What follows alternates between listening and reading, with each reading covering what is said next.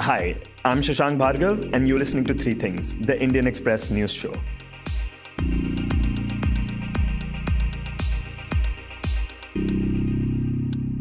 On Wednesday, the first phase of the Bihar elections is scheduled to take place. All eyes are on Nitish Kumar, who has been the chief minister of the state for 15 years now. His party, the JDU, that is the Janata Dal United, is in power with an alliance with the BJP. This alliance, however, now appears to have cracks. Plus, JDU's main opponent, the Rashtriya Janata Dal, has now tied up with the Congress and the left parties in the state, giving it a strong opposition. Now, as part of his campaign, one thing that Nitish Kumar has been stressing on is how things were in the state before he came to power, back when Lalu Prasad Yadav of the RJD had been the chief minister. Lalu, like Nitish, had also been in power for 15 years, and his tenure was filled with controversies, scandals, and mismanagement. In his first rally this time, Nitish Kumar made an appeal that a comparison should be made between his 15 years and Lalu's 15 years, and that young people should be reminded of this. हम तो सब साथियों को कहेंगे कि नई पीढ़ी वालों को बताइए, वो बच्चे थे, उनको पता नहीं था, अब आज 18 हो गए, 19 हो गए, एक-एक बात पुराना बताइए. In other rallies too, he has reminded people of Lalu's Jungle Raj tenure, a time when he says that people were afraid to get out of their houses at night and when kidnappings were rampant. भाई हम लोगों के आने के पहले क्या हाल था? बिहार का, खास करके इन इलाकों का क्या हाल था? शाम के बाद किसी को घर से बाहर निकलने की हिम्मत थी? कितनी घटनाएं घटती थी? सामूहिक नरसंहार का, लोग धन लेने के लिए जो अपहरण करते थे, लेकिन जब आप लोगों ने काम करने का मौका दिया तो हम लोगों ने कानून का राज कायम किया, जंगल राज से मुक्ति दिलाई, कानून का राज कायम किया. In a previous episode, we had talked about how Nitish Kumar's image had been associated with that of Sushasan Babu, Sushasan meaning good governance. And that is what he is hoping would work in his favor now. In this episode, we focus on what Nitish has been trying to emphasize. We look at what are some of the biggest developments that have happened under his tenure, whether those will be enough to get him re-elected this time, and the kind of anti-incumbency he is facing right now. And for this, we first hear from Santosh Singh, who reports on Bihar for the Indian Express and who has covered multiple elections in the state. We had actually spoken to him while he was traveling across the state, so you might hear some sounds from the highway. When Nitish Kumar took over in 2005, he would often say, I have taken legacy of a Remington typewriter. What he meant to say, the government offices, was in bad shape. It had Remington typewriters, no computerization, no signs of governance, no infrastructure. So he had to start from the scratch. So he wanted to do the basics first. When I say basics, he did roads, bridges. So there was a wide network of roads and bridges that actually came up during his first term and second term, all across the state. Nitish had focused a lot on infrastructure then. And apart from this, he had also focused on the law and order in the state, which we are going to talk about in a lot more detail later. Then there were also plans to reform the school system and hospitals. Santosh says that people started to trust in Nitish Kumar's governance and that the response after his first term was overwhelming, especially considering how things were during the Lalu administration. The first term, if I correctly remember, there had been overwhelming reception to everything. There had been disillusionment. People wanted a break, and there was no forward-looking growth, no vision in governance. So when Nitish Kumar came, it was a big relief. Santosh says that after his first term, Nitish Kumar tried to build on what he had done previously, though his next major development initiative came in his third term, and in that he focused on electricity. I remember 3 and 4 hours electricity in a village was like a boon, something like manna from heaven. But now every Bihar district is connected with electricity. Grid connection, and there is some 20 to 22-hour power supply everywhere. That is his big achievement. And campaigning for the elections now, Santosh says Nitish is promising that he would ensure irrigation in every field. So first he focused on roads, then electricity, and now he's focusing on water, which are all just the very basics of development. That is where his fault lies. He's not offering the second level of development. No industrial growth, no institute of excellence, no good engineering college or medical college. So there was no second level of development in Bihar. It has been enough of comparing Nitish with Lalu Prasad, Nitish Kumar, to compare his development model with those of models presented by Gujarat government, Maharashtra government, Karnataka government. So we are not doing that. Nitish Kumar is comfortable comparing himself with Lalu to get political mileage and advantage. During his conversations with people in the state, they told him just that. They said things like for the past 15 years, he has worked on roads, drinking water, and electricity. Now he wants another term to give water to every field. Will he need another 50 years to create jobs and check migration? Also, Santosh points out that despite having plans to reform government schools in his first term, he didn't manage to do it. In terms of educational reform, Muchkund Dubey committee had submitted its report on common school system.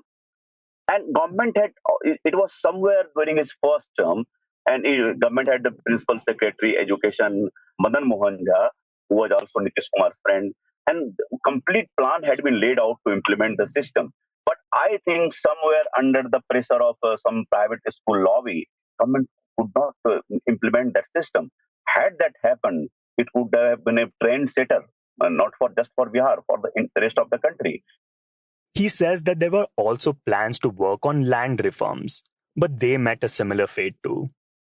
He does have vision, he does want to do things, but again, he ends up being a practicing politician with constraints.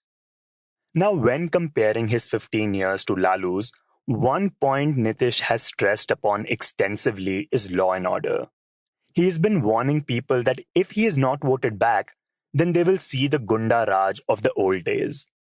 Let's not forget, Lalu's regime had become synonymous with crime. That's Deeptiman Tiwary. He reports on government agencies and matters of corruption for the Indian Express. There were daylight kidnappings, murders, robbery, loot. Police was nowhere to be seen. That was the sense during the Lalu regime if you visited the ground there. And in Nitish regime, when he came to power, the first 5 years, law and order made the maximum news because of a number of arrests. A lot of encounters also happened in Bihar. And the general sense was that crime has gone down. The opposition, however, during this campaign has been alleging that the law and order situation in Bihar is deteriorating day by day. Now, keeping all this in mind, Deeptiman looked at the data to find out whether that was actually happening and to what extent crime had reduced in Nitish's tenure as compared to that of Lalu. So what we have done is we have compared Nitish's regime not only with Lalu's regime, as far as data is concerned, but also with his own regime, which means we have taken 3 years, that is 2004, which was the last year of Lalu's regime. Rabri Devi was the chief minister at that time. Then we have taken 2009, when Nitish had completed one term, and in 2010, he won with a landslide victory, largely on the plank of law and order. And then 2019, when he is going for his third term, and there is some bit of anti-incumbency tugging at him. So these are the 3 years that Deeptiman looked at. But before he talks about this data, he gives a disclaimer. Crime data of any state, any place, any country may or may not reflect the ground situation, because data largely reflects the number of cases registered by police. In a country like India, there are many states where the police force is notorious for not registering FIRs. So in many places, you may find that the sense of crime on the ground is very high, but it is not reflected in the data because the police is not registering FIRs. So at times, there is an argument made that a high crime rate or high number of crimes is probably equal to good policing, because it means that crimes are being reported, they're being registered and investigated. That is why one must always collect crime data with a sense from the ground as to how people feel about law and order situation in a particular state. Now, having said that, Deeptiman explains that while going through the data, they looked at violent crimes like murder, attempt to murder, kidnapping, and rape, along with robbery and dacoity. These, he says, were the pet peeves of Lalu's regime. He starts by talking about murder and how Nitish's regime has fared on this. Now, if we just look at the data and compare 2004 to 2019, Nitish has done extremely well as far as murders are concerned. Now, if we look at nationally, murders have gone down by 16% between 2004 and 2019. In Bihar, they have gone down by 21%. So that in many ways is a good performance. Now, let me add here that murders are a very good pointer to law and order in any state. It's because it is very difficult to ignore a dead body. The police cannot say we will not register an FIR when there is a dead body in front of them. So generally, it is believed that if murders are going down at a certain place as reflected in the data, then that data is correct and believable. And so there is better policing. Now, while murders went down in Nitish's regime, Deeptiman points out that attempt to murder cases went up exponentially during his regime in Bihar between 2004 and 2019. Compared to his own regime in 2009, attempt to murders have risen very high. Between 2004 and 2019, they have risen by 148%. Between 2009 and 2019, they have risen by 143%. So that's quite a bit and reflects that all may not be well with Bihar's law and order. And when the opposition is saying that it is deteriorating, then probably they have some point. The other major problem that had plagued the Lalu Prasad tenure had been that of kidnapping. During a conversation with Santosh Singh, he had pointed out that filmmaker Prakash Jha had even made the film Apharan, which was set in the backdrop of the kidnapping industry in Bihar. Now, if we look at the overall data, kidnappings have actually risen almost 3 times between 2004 and 2019. However, one must look at the granular data of kidnapping. And kidnappings are generally, the State Crime Records Bureau and the National Crime Records Bureau, they generally divide this data into kidnapping of women and girls and kidnapping for other reasons. Now, kidnapping of women and girls is specially categorized because in India, underage girls or women, elope for marriage. And the parents of the girls generally go and file a complaint of kidnapping. Most of the times, these cases end up nowhere because the marriage has happened, people get protection of the courts and the law, marriage is registered, and then the cases are taken back. So these cases are not considered to be a real reflection of law and order in a place. It's kidnapping for ransom or kidnapping for murder or kidnapping for any other reason which is considered to be a serious offense. That is why it is very important to look at how high kidnapping for ransom or kidnapping for other reasons other than women and girls is there in a state. So that in Nitish's regime has plummeted. And that is Nitish's greatest success. If you look at Lalu regime, kidnapping for other reasons was extremely high. As a proportion, it was more than 70% of total kidnappings, and only between 20 to 30% of kidnappings were of women. This has been completely reversed in Nitish's regime, both in 2009 and 2019, and that has been Nitish's greatest success. In fact, in 2019, there were only 43 kidnapping cases for ransom. So that way, this has been a great success of Nitish regime. Apart from this, the number of rape cases have reduced, and dacoity in the state has gone down by 70%. Robberies, however, have gone up by 43%. But overall, it appears that law and order has improved. Now, state police often point out that, look, This is because during Lalu regime, there weren't enough policemen in police stations, and police stations were in fact being run by home guards. There were no weapons and there were no vehicles, so police had no wherewithal to actually handle law and order. And during Nitish's regime, they say that the strength at police stations has gone up almost 4 times.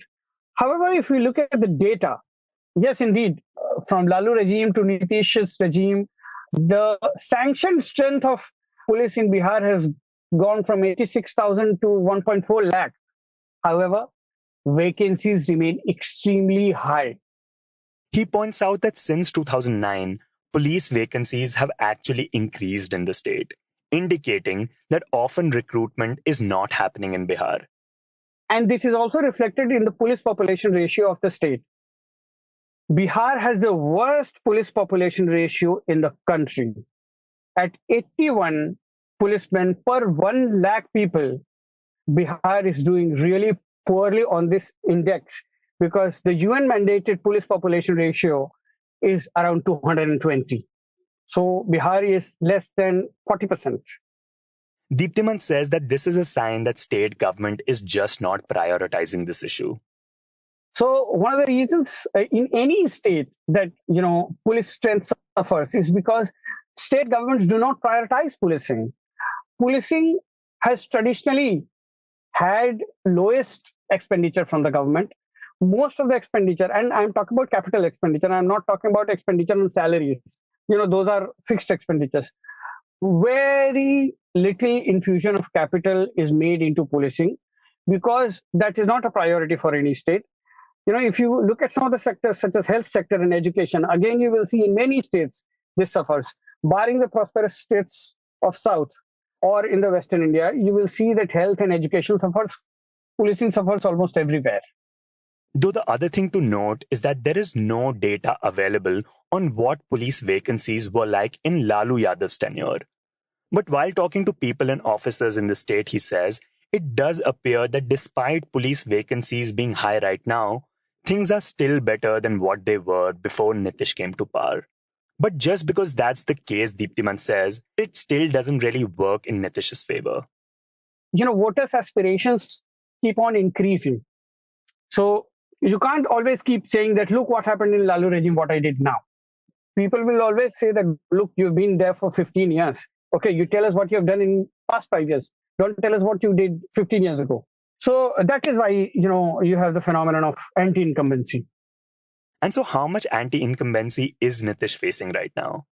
We will talk more about that after this short break. Dear listeners, before we move on to the rest of the show, I just wanted your quick attention. One of the big reasons people say they like this show is because it helps them understand the news better. It provides them with the context they need to see the bigger picture. And there is perhaps no other place that does that better than Indian Express's Explained section. We on 3 Things refer to the section regularly, and it helps us make this show.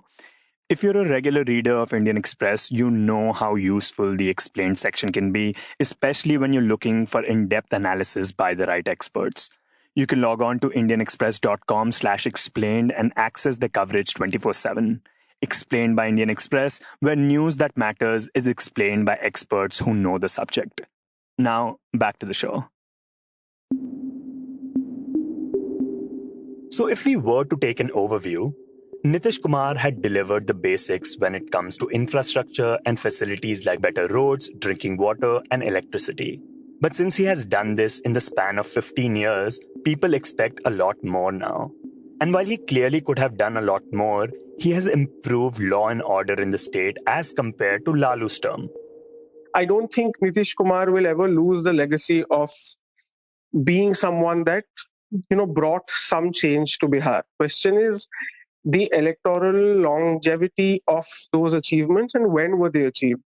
That's Dipankar Ghose. He has been reporting on Bihar for the newspaper, and he points out that there is clear anti-incumbency against Nitish Kumar.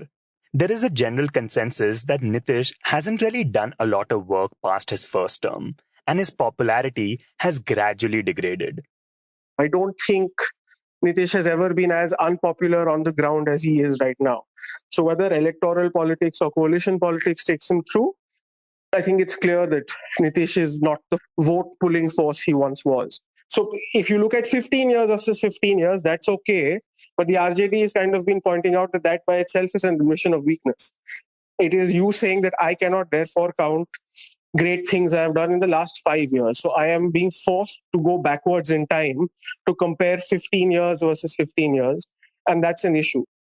But even apart from the things that he has done a while back, there are also things that didn't work and that are now creating problems. This includes the major decision he took in 2016 to ban alcohol in the state. Now, there were certain constituencies that seem to be very loyal to Nitish Kumar because of these things. Women, for instance, there was a huge push from women for prohibition because this was a state where there was lots of alcohol consumption coupled with hard labor. There was a lot of drinking that would happen in the villages, led to domestic abuse, led to domestic violence, etc. So when prohibition came, and this is already when Nitish Kumar has given things like reservations for 50% of women in panchayats, and other schemes like that for girl children, cycles, etc. So women were very, almost sometimes going above caste to vote for Nitish Kumar. But he says that this constituency is breaking because prohibition has not worked on the ground.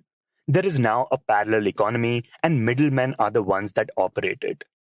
Anywhere you go, Patna, Ara, Betia, wherever in Bihar, there is no place that you will go where people will say, you will not get alcohol. You will get it. It will be more expensive, perhaps worse quality. And now it is being delivered in homes. So women are now, that abuse still goes on. Dipankar points out that prohibition for Nitish had been his last big announcement, one that had pulled in voters and changed narratives. But in his campaign now, there is absolutely no mention of it. Because I think they are aware that prohibition is not getting the positive traction on the ground because it has led to other problems and it has led to a parallel economy. And I think in the voters' mind, if prohibition was something that they connected the chief minister's governance mechanism with, that isn't coming across as a spectacular success. So that's one issue. The other issue Dipankar points to is the severe economic distress that the state has been facing post the lockdown. And while this issue had been affecting people before as well, things now are much worse. So people are yet to return to their normal levels of poverty. Let us say if you're a manual laborer.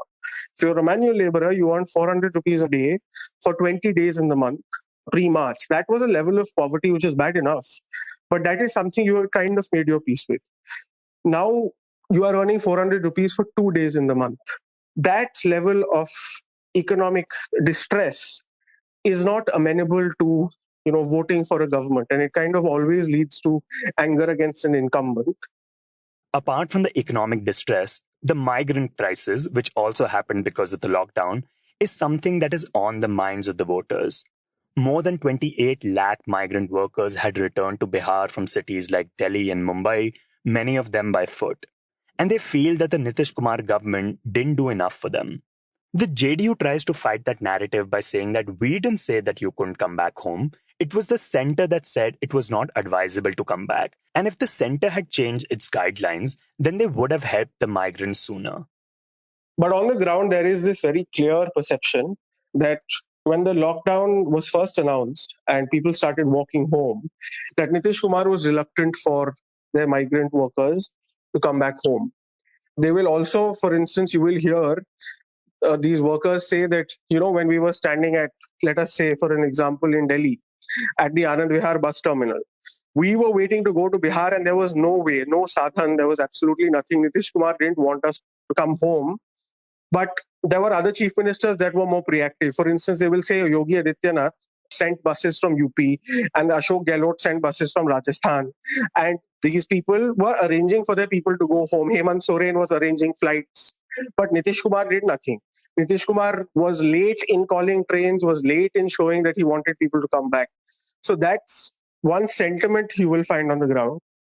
Another issue that he points out is that many poor people in the state feel that Nitish hasn't done enough for them, particularly during the lockdown. They say, for instance, that sure, we got 5 kilos of ration, but that was it. All we were eating was roti and namak. That there was no relief coming from the government. A poor person's life became very, very difficult to lead. Now you will also find people saying, look at potatoes are 80 rupees a kilogram. Who can buy it? How can a poor person buy it? They will then say that, there was this promise of 3 decimals of land to landless in Bihar. And they will say that, the government says it has given it to a huge majority of these landless people. But they will say on the ground, it has actually not come. So there is this sense that among the poor, service delivery hasn't been great. That it is mired in petty corruption. That even if it comes from the state government, unki vyavastha mein kami hai. Like there is a problem in their government infrastructure of it reaching to the poorest of the poor. And this seems to be a considerable shift from the good governance image that Nitish had earlier. Dipankar says that in this regard, he has also heard from people that the work in the state seems to have been done only for certain castes and not the others. So what they used to, blame Lalu for, which is only the Yadavs got some work done, that is happening now with, Kurmis and castes that back Nitish Kumar or the upper castes. The other issue hurting his chances now is that unlike previous elections, there is no one big promise that Nitish is making. Plus, Dipankar says that there is a general fatigue that has set in. I mean, let us not run away from the fact that he is a 3-term chief minister. It is very difficult in India for somebody to win 4 terms. There is always anti-incumbency that generates over time. So you will find chief ministers that are very well regarded still losing their 4th election. Say Shivraj Singh Chauhan in Madhya Pradesh, Raman Singh in Chhattisgarh. These guys lost their 4th election despite being decent chief ministers in their own right or whatever. The assessment at least was that the 4th election became very difficult. But even apart from that, Dipankar says that this is actually a bad time for any government in India to fight an election. Because your economic distress is so high that people's incomes have taken a really solid dip, especially the poor. And despite the facade of normalcy, they have not come back to normal at all. In a time like that, it is very difficult for a human being to kind of pick himself up and continue to vote for the incumbent government. And that's a very big problem. So whatever wounds that you had of unemployment, there is no industry, there is no work, we had to walk back home, we are having to go back again, there is no money in the houses. All of those wounds have kind of opened up. And these are cutting across caste a little bit. So you will also find women that are angry also at prohibition becoming a parallel economy, but also telling you that, a husband is going hungry. So I'm the mother at home and there's no money at home. I have had to see my children go hungry at night or only feed them once. Now that's not you have to be a really staunch Nitish or whatever, or a party supporter to then continue to go vote for the government. So that is kind of fighting against the narrative that Nitish wants, that he's done well for women. And at the time when Nitish is fighting all these intrinsic issues of his popularity going down over time, with people thinking he only really worked during his first term, that he didn't do enough during the lockdown, with women voters losing faith in him over prohibition not working, with people thinking that his government has only worked on the development of certain castes, and when a general fatigue is setting in after his 3 terms. And at that time, Dipankar says, things are also not going well between JDU and its alliance partner, the BJP, at a time when they should be fighting all these issues together. There are rumors that BJP is looking to move out of the alliance if it gets more votes and might look to ally with the LJP, that is the Lok Janshakti Party, which is fighting alone and is contesting everywhere JDU is. What that has also meant is that there is huge distrust between the JDU and the BJP, not only on the ground, but also in the state leaders. They might not admit it, but I know that they're kind of psychoanalyzing everything that the BJP does with a magnifying glass to see, are they still pushing the LJP? Is there a hidden agenda here? So it's not an organization that is pulling in the same direction. On the ground, at the state level, you can see, despite public utterances from the BJP leadership, there is still a problem if, you're a person with the RSS for 35 years or the BJP with the 30 years is now fighting on an LJP ticket and has taken the entire BJP cadre with them. Now, that's not a secret. You can see it. So can the JDU. So that has led to a lot of distrust. So it's not an alliance that is fighting anti-incumbency and all of that, firefighting, all pulling in one direction. And in contrast to this, he says the Mahagathbandhan, which is between the RJD, the Congress and the left parties, is all working together right now.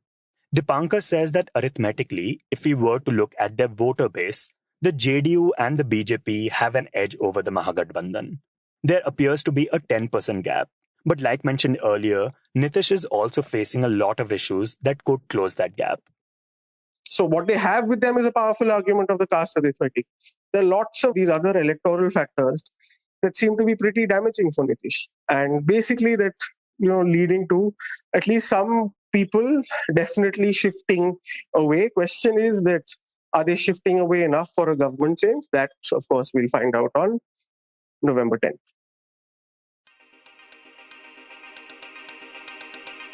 You were listening to Three Things by the Indian Express. Today's show was written and produced by me, Shashank Bhargav, and as always was edited and mixed by our producer Joshua Thomas. Before we go, here's another reminder to check out Indian Express's Explain section. You can log on to indianexpress.com/explain and find in-depth analysis by the right experts. It has everything you need to know to understand the news better and see the bigger picture. If you like this show, then you can subscribe to us wherever you get your podcasts. You can also recommend the show to someone you think will like it, share it with a friend or someone in your family. It's the best way for people to get to know about us. You can also tweet us at Express Audio and write to us at podcast@indianexpress.com.